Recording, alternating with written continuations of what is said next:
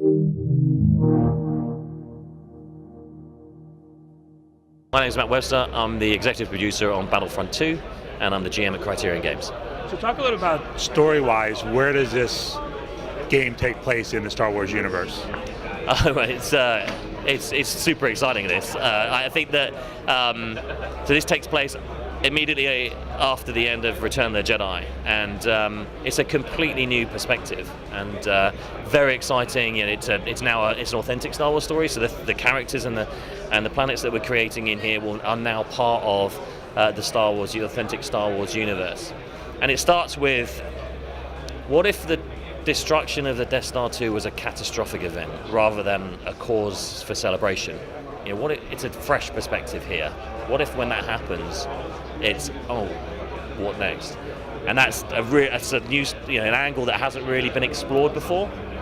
And it features our hero is Iden Versio, and Star Wars has always been filled with powerful female characters, and this is a new one for fans to fall in love with, and it's coming from a completely different angle. You're playing as an Imperial here, and we are spanning this time frame from the end of Return of the Jedi to the start of The Force Awakens.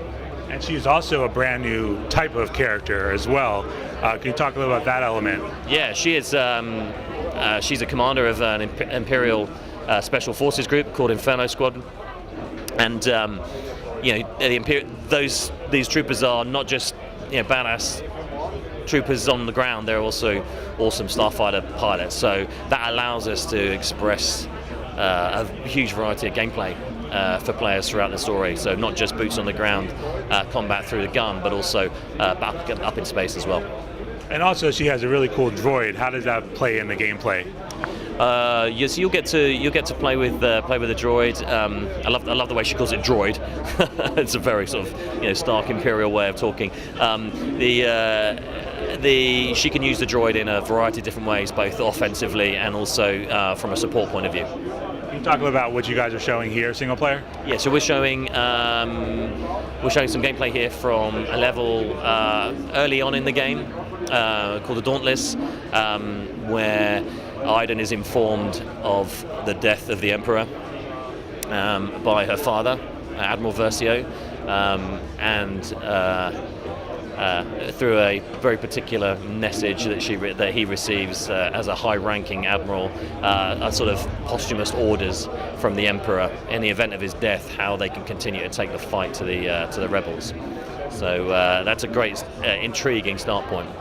I know the first time getting hands-on with this game, you feel a little bad when you're shooting the rebels, right? Talk a little about the element of, these people look at the rebels as the bad guys through the story.